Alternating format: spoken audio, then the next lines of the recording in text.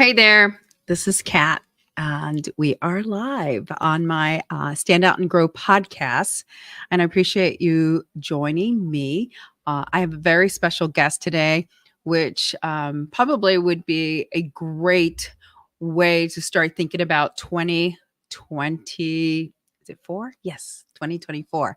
So, Nicco is my guest today, and he is the managing partner of Nee-mee-in, and I may not be saying that correctly, but he'll correct it. Pride, and so basically, Nicco runs a firm, New Me. At least that's what he has it in my interpretation. Pride, and basically what they work on is strategy, finance, operations, so that a business can get the best or maximum value for your business valuation. I met Nicco on LinkedIn, and we talked a little bit, and I thought that what they're doing is very unique. And I thought, wow, what a great opportunity for a podcast guest. So that's how I came about with Nicco. So before I bring Nicco on, make sure that if you're tuning in, please drop a comment. Let me know where you're tuning in from. As you can see, I'm freezing. I'm in Wisconsin, and it's 15 degrees is the high here today. So I'm cold, and I'm trying to stay warm. Nicco is not, though. So you can ask him where he's tuning in from. So without further ado, let me bring out Nicco. Hey, Nicco, how are you? I need it. Hey, doing well. Thanks, Kat. Yeah, I'm in Tenerife in the Canary Islands right now. We'll get into that a little bit more, but I travel all over the world and Okay. run my business remotely. That's awesome. So, Nicco, how do you say the business name? Yeah, slight correction on that. So it's Nemean, Oh, Nemean nice. pride, Okay. and that's the name of the lion in Greek mythology, the Nemean lion. Okay. Um, that was Hercules had to defeat that lion as his first labor. So Nice. I like it, and I like the metaphor and the parlay into working with businesses and that whole thing. That is awesome. Okay, so just give my audience a little background about what it is that you and your team does. yeah, absolutely. And you talked a little bit about it a second ago. So we have a team of consultants, strategy, finance, and operations experts. And we work with business owners who want to maximize their valuations and fine tune their businesses.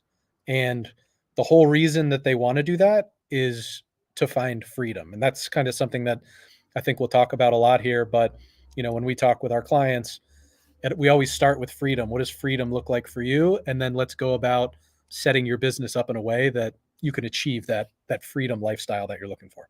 Okay, so before we go into all of that, is there a niche that you guys, really gravitate toward? Because there's all kinds of businesses, manufacturing, healthcare, education, home improvement. We could go on and on and on. Is there a niche that you guys are gravitating toward?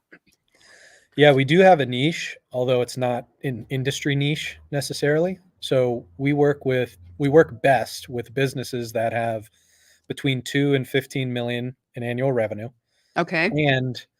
and they don't yet have a CFO, because if they're of that size, that means, wow, they've been able to be very successful, right? The founder and the rest of the team is really cranking out widgets, whatever they make.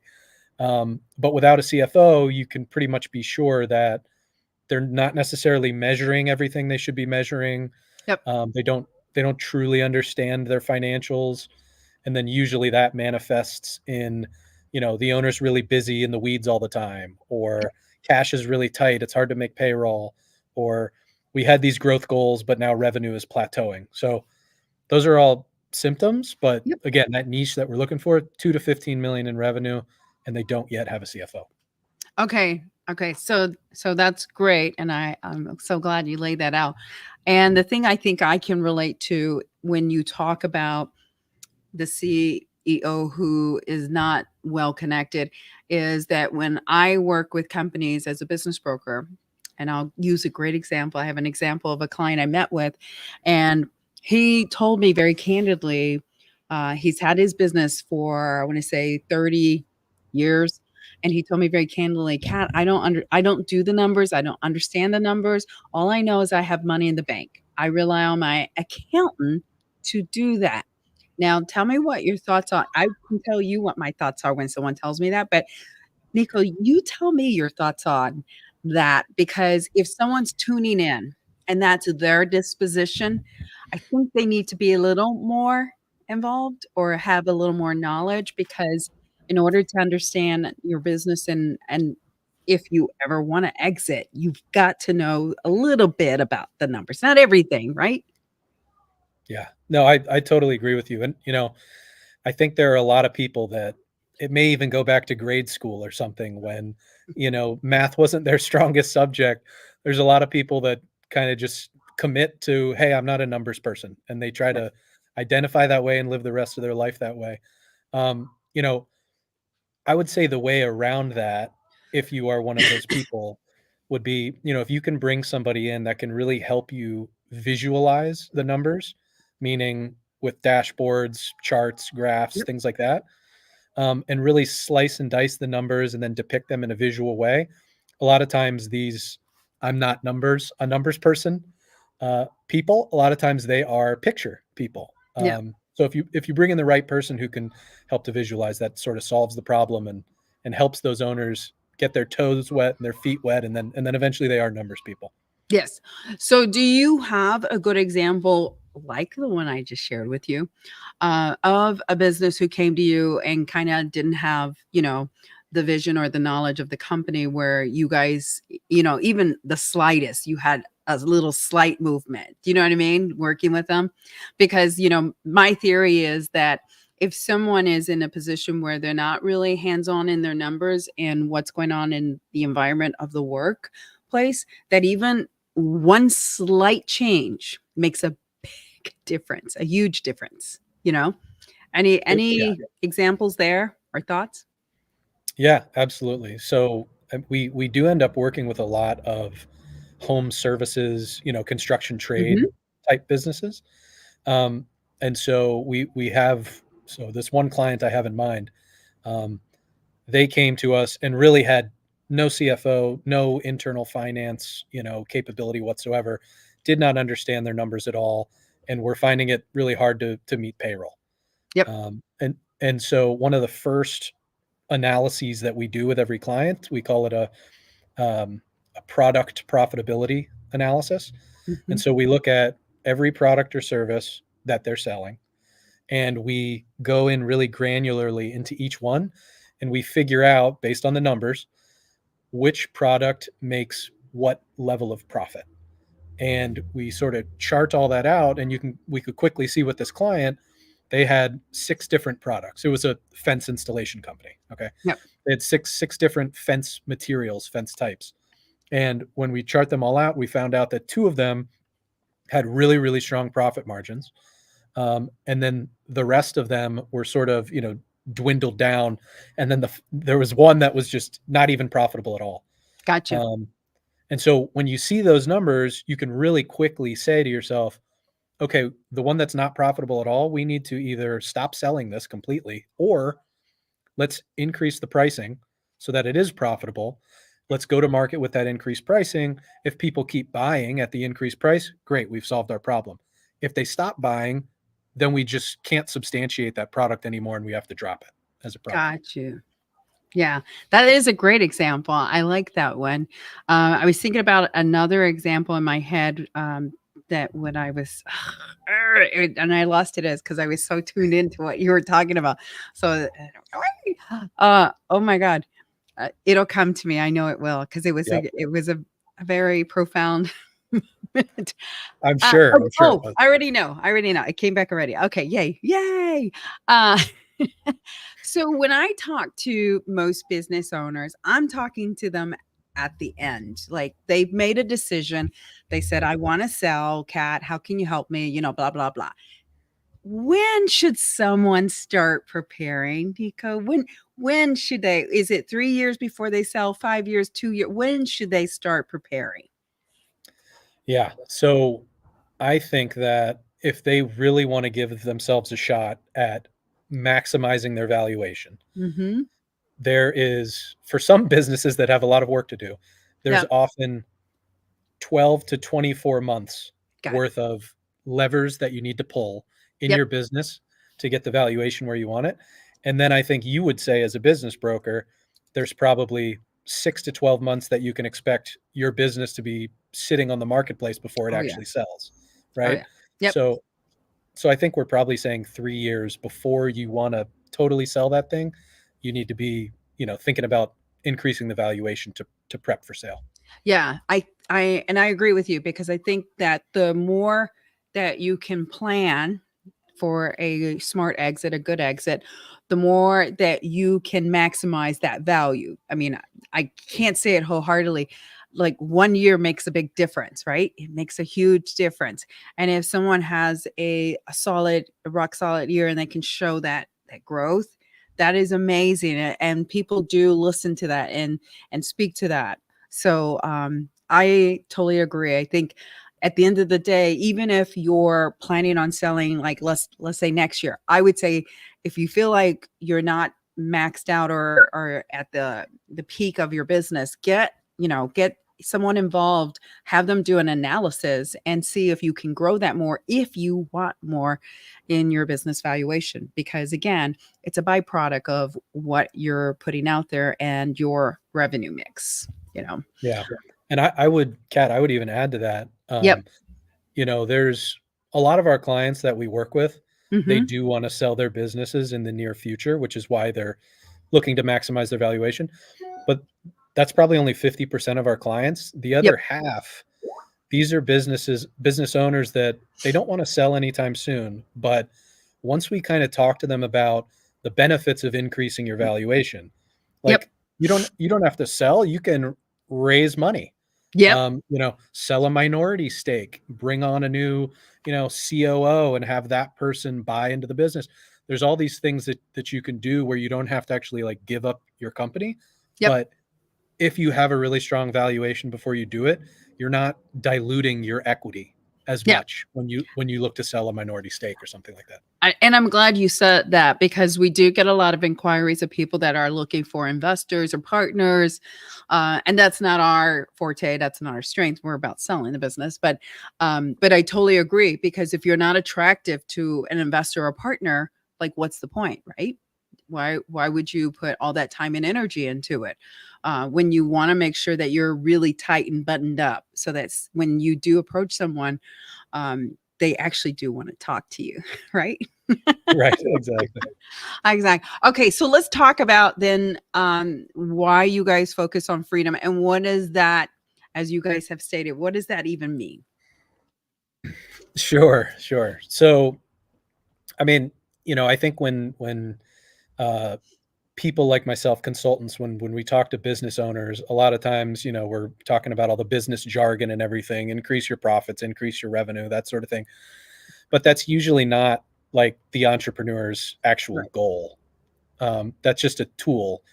And so we really try to focus on this idea of freedom, which is something that, in my opinion, and as an entrepreneur, that is like the thing I care most about in life, Mm. basically. And I think for everybody who's made the decision to be an entrepreneur, they've also made the decision that, hey, freedom is the most important thing to me. I don't want anybody to tell me what to do Yep. or when to work or who I have to work with, or what I have to work on. I want to make all those decisions for myself.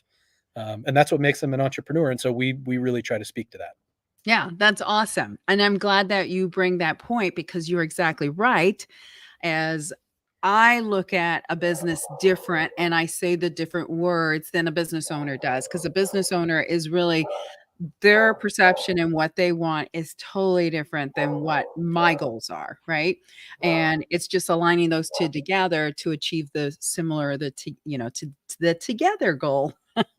You know, and in my situation, and because I do have two different types of businesses, and I think I mentioned that to you, Nico, the marketing company and or the business broker, I always feel like I have two avenues of clients that I work with. I work with one client who wants to grow their business, right? They want to grow their business and they use marketing and we help them strategize with marketing. And then I have the second client who is trying to create an exit plan and sell their business so that they keep those jobs in the community. Because I'm more of an advocate of keeping those jobs in the community. Grow your business, have a strong business, have a legacy, but I'm so prolific about keeping those jobs because I really do care. And I know the business owners do as well, to keep those jobs in the community. So great point. I love that. Okay. So then as we keep moving forward, you guys have a program, you have a process. So can you tell us a little bit about some of the services, what some of the things that you're doing so people can put themselves in those mindsets? Yeah, I mean, I'd love to, and I don't know how much time we have. Could we maybe talk a little bit before that about kind of what Absolutely. okay, okay. We Before I got get into plenty of it. time, Nico. I know you're lobbing it up and it's my job to spike it down but yeah. I I love that. That's I volleyball term. that's right. That's right. Um no, I wanted to talk a little bit first about like different versions of freedom because, Okay. we talked about how entrepreneurs obviously have made the decision that freedom is really important in their life. What we find when we talk to a lot of entrepreneurs is even though they have this job where all of a sudden they have these unique freedom opportunities, they can work from anywhere they want with whoever they want, right? They have all those opportunities, but they haven't yet like designed their lifestyle in a way to harness all of those opportunities. I mean, you have all this freedom in front of you. Now you can do some lifestyle design Mhm. around what you want your life to be. And so, I mean, take myself for example. I run my business. I said this at the beginning, remotely. Every year, I'm somewhere else in the world. I spent this year in Europe, traveling around different areas. Next year, I'll be in the Caribbean. All my clients are in the U.S. And so whenever I travel, my time zones are a little weird, but this is a freedom that was just really important to me. I wanted to design a lifestyle where I could travel, see the world, go on great hikes, swim in different bodies of water, just do things like that. And that's not everybody's idea of freedom. Right. Right. Um, but when we sit down with our clients, we try to start the engagement understanding what their freedom looks like. And sometimes it's, hey, I would love to only work 3 days a week and spend the other four with my kids because I've got three young kids. Or I actually love my work a lot and I just want to work all the time. And I love being known as the authority in my field. But honestly, I do have to put out a lot of fires that are kind of annoying. And if I could get those off my plate, that would make my life even better. So there's any number of different paths. Maybe you want to learn a new skill, get in really good shape. You want to sit on nonprofit boards on the side, whatever that lifestyle is that you want to design. I think it makes sense to start there. Yep.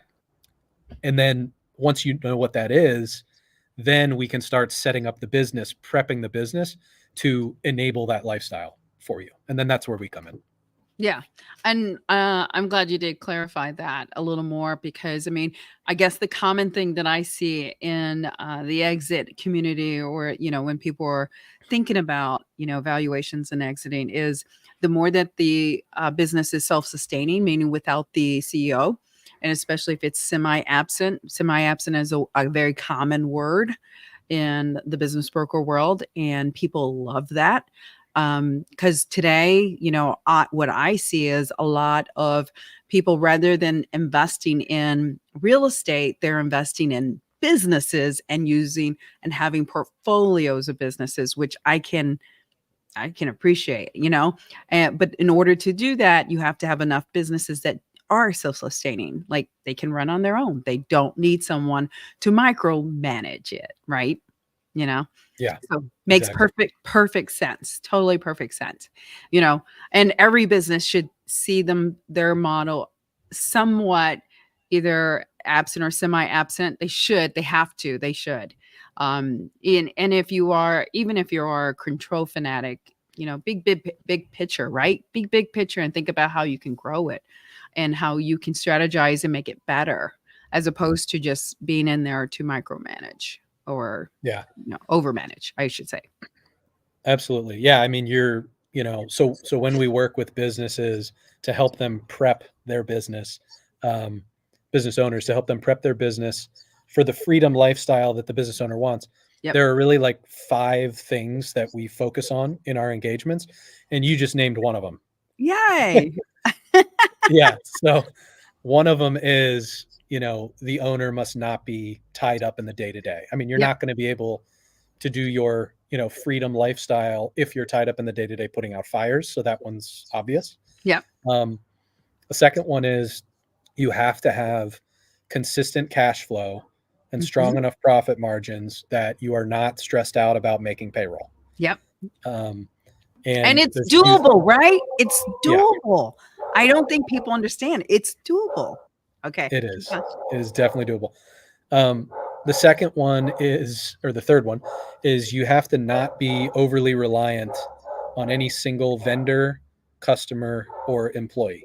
Yep. Um, if you are, you're wasting your time being an entrepreneur when in reality you do have a boss. It's that customer that's responsible for all of your revenue, or that employee that does all the work in your office, Yep. right? So you can't be reliant on any single vendor, customer, employee. Number 4, you have to have the fundamentals of your business set up in a way that it grows, runs, sustains itself. Yep. And so this would be like, your products can't be overly customized for every single customer.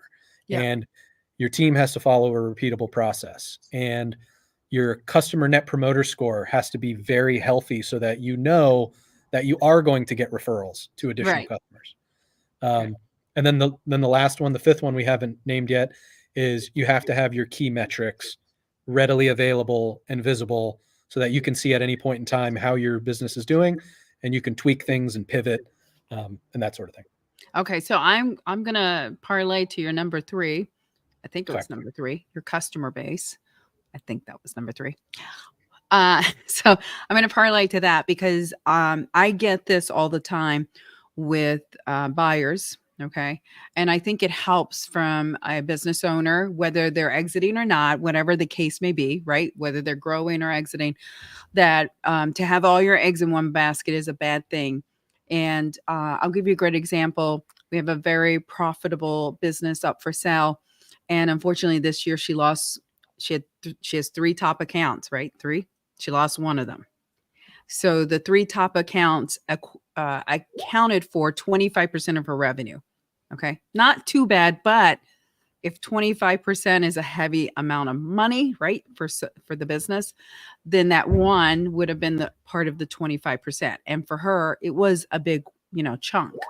And so made her very nervous in the fact that she wanted to pull the off the market so that they can regroup, right? Regroup.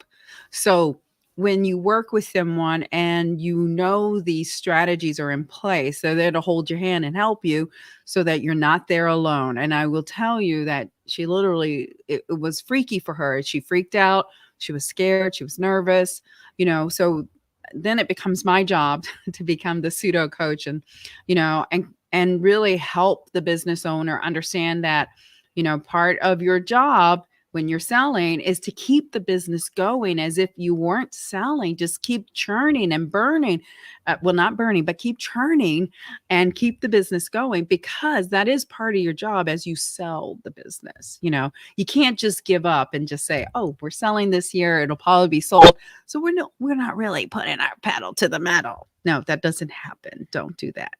So do you hear that a lot, Nico, or does that resemble what, you know, going Yeah, on I with? mean, yeah, you mean like people going into a sale and not putting their best foot forward right before the Yeah. sale? Yeah, I mean, it has to be your strongest year, Yep. basically, going into the sale. And Yes. so, I think another thing that helps is like bringing a couple, consultants on, Mhm. coaches on during that time period is really helpful, because they can like guide you through it and keep you focused, on running the business, Yep.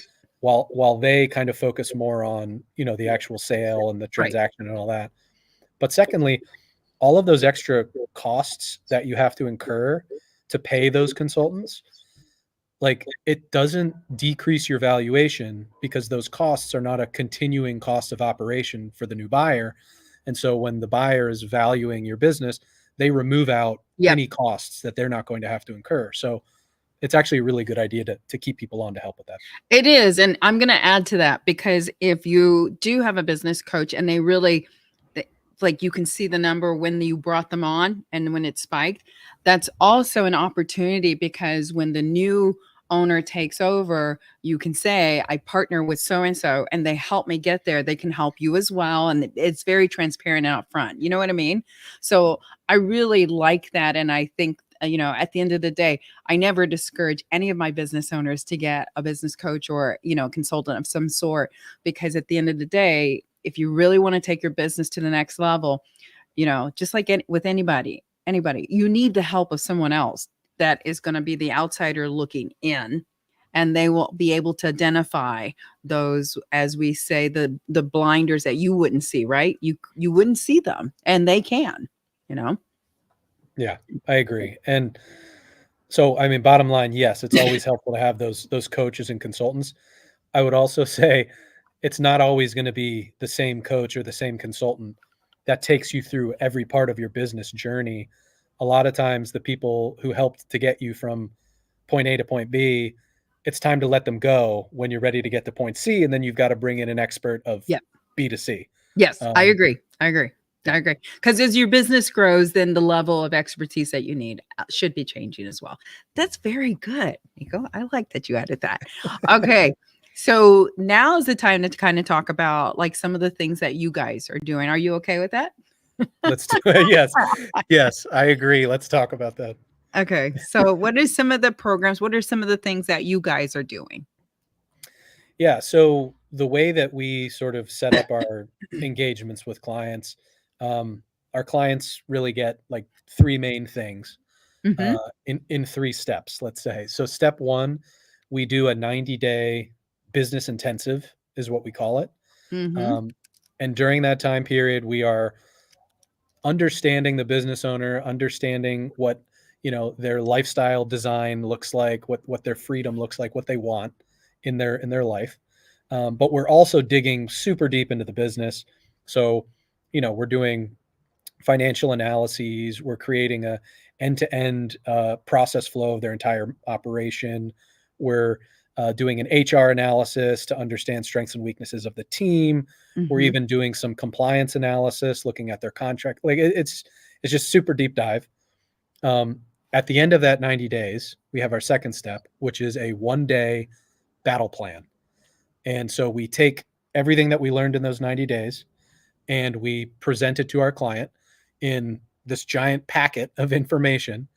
But then we translate that packet into an actual Gantt chart of, for the next 4 quarters, what are the activities that we need to work on in order to get your business to where you want it to be within a year. Okay. Uh, and then the third thing we do is if the client looks at that plan and says, this looks great, it also looks really complicated, can you guys please help us? Then the third item is unlimited execution support to actually Okay. make all that stuff happen. Um, Okay. and then, we have a couple bonus items that we add on there. One of the bonus items is, the client has full access to our network. And so that really comes in handy when we discover, hey, it's time for you to get a new marketing agency in here, or hey, you need a new lawyer who can draw up some new partnership contracts or whatever. We kind of have all those people in our network already, and we can bring them in. And the second bonus item is we provide a software tool that allows the client to screen record and document specific processes that they can then share with the rest of their team to really start to standardize their operation, like we talked about before. Okay, awesome. So 2 clients. Okay. So how do you guys make sure that when you get a client that it's a good fit? What are you guys doing on your end there? Yeah, so that's where that 90-day business intensive really comes in Okay. handy, because at the end of that, we also have the option to not want to continue with the client. Okay. So Um, you have to make sure it's a good fit on both ends, right? exactly. Okay, good. And usually it is, because usually by the end of the 90 days, we're speaking the same language. We're clear on the type of lifestyle the business owner wants. Yep. And we're clear on how to get there. And usually we can help get there. So we sort of propose, hey, here's how we can help. And then we continue to work together. Although I have worked with clients where at the end of the 90 days, it was like, okay, this is not going to work out. Let's go our separate ways. Yeah. Yeah. Because I mean, at the end of the day, they have to be willing to want to, right, facilitate and also do work. I mean, I think if anything I've heard from business coaches is, you can hire someone, but they're not going to do it for you, right? Unless you hire a consulting company to do it for you, which costs more, right? I mean, so again, I think people need to put in perspective that there is no magic bullet. It's not like you hire someone and then they tell you and then it's like a magically happens, right? There's still Correct. work involved. That is correct. Yes, it is still work, definitely. Yeah. So I just want to make sure that's clear because I think sometimes people looking for that magic bullet, the magic, pill or whatever, and will take their business to the next level when there really isn't. It's really hiring the right people to guide you and put you in the right direction and lead you so that you're not wasting your time. You're not wasting your money. You're not wasting your time. And that those efforts do transact into something that is accountability and it plays back. So talking about accountability, how does accountability stay true between you and the client? How does that work? Um, well, I mean, I think that's where, the metrics and the The KPIs. dashboarding. Yes, that's right. Yep. Yep. Yep, yep. Okay. I mean, we agree on what those are going to be, and then we report on them regularly, and we're very objective about those. So we're never trying to sugarcoat anything. It's, Yep. we'll even put in our monthly or weekly reviews like, hey, this was a bad month. Look at these metrics. Yep. Yep. Um, Yep. I think honesty is key. Yep. Um, but going back to the other point you had about making sure you have the right people, to Hmm. actually execute on these things.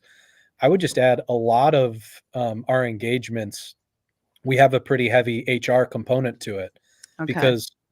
because ultimately what we're proposing is, hey, here's how your business becomes a really good business and a really grown up, you know, professional business by doing all of these things. Yep. And we're not going to be able to do those things if we don't have the right people in the right seats who are capable of doing those things. So usually business owners we're immediately on the same page, but then as we start to roll out some of the changes, we realize together, hey, we need a new head of ops in here, or we need a new project manager in here, or whatever. And then we go out, we find that person, we bring them in. And so slowly you start to kind of change the internal human resources at the Yep. company, and it gets stronger and stronger and stronger. Okay. Awesome. Awesome. Okay. So I have the website up. How do you want people to connect? You want them to connect with you on LinkedIn? How do they reach out to you? How do they connect? Yeah, I think LinkedIn would be a great place. I mean, people can also have my email address if you want to share that. Um, and yeah, reach out to me. I love talking with business owners. So if you're a business owner, feel free. Like let's chat. And I don't even care if you're not 2 to 15 million in revenue. I know I said that's our Yep. sweet spot Sweet spot. for Yep. for clients. Yep. But I talk to people who are not clients all the time, and I'd be Yep. happy to talk to you. And that's good because, I'm kind of the same way because when I'm doing deals with as a business broker, I'm between 500,000 and 10 million. And a lot of times people will still reach out to me. I tell them if you're under that or you don't even know, reach out and I'm happy to have a conversation and have the dialogue and guide you and let you know what I can help you with and what I can't. And from there on, I don't want people to feel like they don't have an option or don't know, they don't have the ability to talk to someone. Plus, you guys might see the potential, right? When you have a conversation, you could see and let them know that there's a huge potential. I think a lot of times people are so ingrained in their business that they don't see those potentials, whereas someone on the outside looking in, you can see that. Uh, Awesome. Nicco, anything else that you want to add or that I didn't ask you about?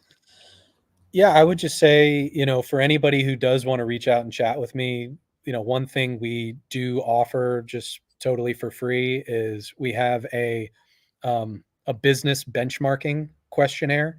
And Mm-hmm. so if you reach out to me, I'll hook you up with the questionnaire.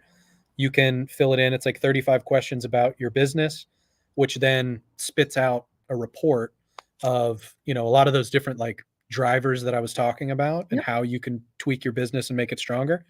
And then I'll also meet with you and chat and review the report with you. And that's all just free. So happy to do it. Everybody loves free. That's right. Awesome. Awesome. Well, I am glad that you are able to offer something to everybody. Nicco, thank you so much for taking your time out of your busy day. I hope you had a great Thanksgiving. I'm sure you did. It was nice and tropical, probably, right? Exactly. Yep. We did a Spanish version of Thanksgiving where we made a taco tasting menu. So it was Nice, great. nice. I love it. I love it. That's awesome. Well, thank you so much for joining me. Again, I do appreciate your time, Nicco. Thank you. Thanks, Kat.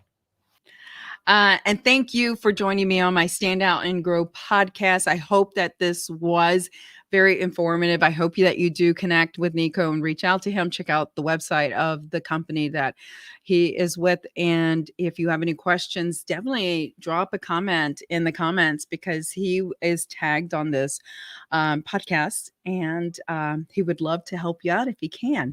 So until next time, you got this.